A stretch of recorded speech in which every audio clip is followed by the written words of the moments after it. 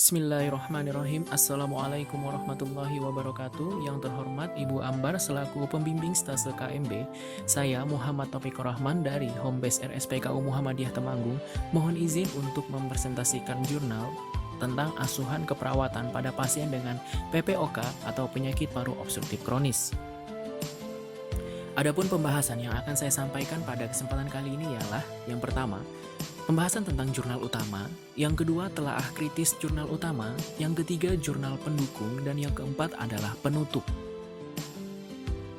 Oke, langsung saja kita ke pembahasan pertama yaitu tentang jurnal utama. Di sini dari Astriani tahun 2020 dengan judul Relaksasi Pernapasan dengan Teknik Balon Blowing terhadap Peningkatan Saturasi Oksigen pada Pasien PPOK. Jurnal Keperawatan Silampari Sekolah Tinggi Ilmu Kesehatan Buleleng. Baik, adapun background dari jurnal utama yang sudah ditulis oleh peneliti ialah di mana pada pasien PPOK dengan rentang usia 45 sampai 80 tahun itu mengalami penurunan saturasi oksigen dan peningkatan RR atau respiratory rate. Dari hal tersebut menimbulkan terjadinya distres nafas, yang mana pada jurnal ini distres nafas tersebut diatasi atau ditata laksana menggunakan teknik non-farmakologi yaitu balon blowing atau meniup balon. Kemudian selanjutnya untuk research purpose atau tujuan penelitian yaitu untuk membuktikan peningkatan saturasi oksigen pada pasien PPOK dengan latihan bertahap dengan menggunakan balon blowing. Kemudian selanjutnya untuk study design di mana pada penelitian ini desain yang digunakan adalah one group pretest dan post test. Lalu untuk time and setting di mana subjek penelitiannya adalah pasien PPOK di RSUD Kabupaten Buleleng.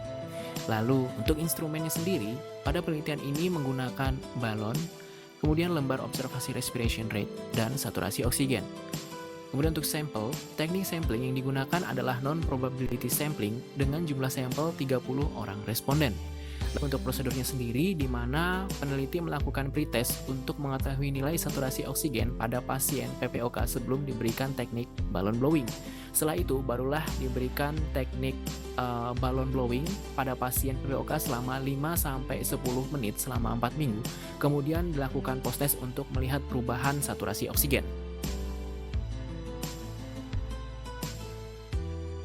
Untuk hasil pada penelitian ini, di mana nilai saturasi oksigen sebelum intervensi adalah 89, dengan nilai saturasi terendah adalah 86% dan tertinggi 93%. Kemudian, nilai saturasi oksigen sesudah intervensi dari 30 responden adalah 94,53%, dengan nilai saturasi oksigen terendah adalah 91% dan tertinggi 99%. Jadi, pada penelitian ini terdapat pengaruh intervensi relaksasi pernapasan dengan teknik balon blowing terhadap saturasi oksigen pasien PPOK, di mana untuk hasil perhitungan menunjukkan p-value 0,000 sehingga P kurang dari 0,05. Selanjutnya untuk discussion. Pada umumnya pasien PPOK akan mengalami gangguan produksi sekret di mana seseorang memproduksi sekret berlebih sehingga menyebabkan penderita mengalami penurunan gas darah saturasi oksigen. Dari hasil di atas, nilai saturasi oksigen pasien PPOK sebelum diberikan intervensi terhadap nilai saturasi oksigen terendah yang dapat diartikan bahwa pasien tersebut memiliki kadar oksigen di bawah normal.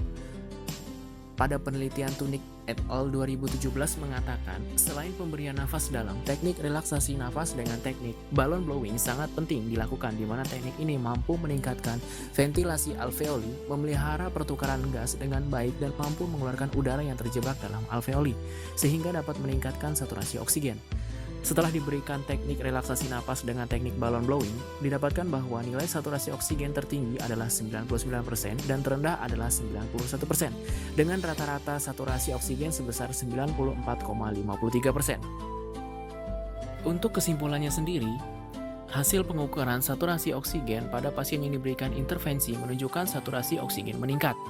Maka balon blowing ini sendiri sangat efektif membantu ekspansi paru sehingga mampu mensuplai oksigen dan mengeluarkan karbon dioksida yang terjebak dalam paru pada pasien dengan gangguan fungsi pernapasan. Baik, selanjutnya kita akan beralih ke pembahasan yang kedua yaitu tentang telaah kritis jurnal. Nah, langsung saja di sini untuk telaah kritisnya sendiri, apakah penelitian relevan dengan praktek? Jawabannya ya, penelitian ini relevan dengan praktik karena penelitian ini ditulis oleh perawat yang mana menggambarkan intervensi keperawatan yang digunakan untuk mengatasi masalah keperawatan.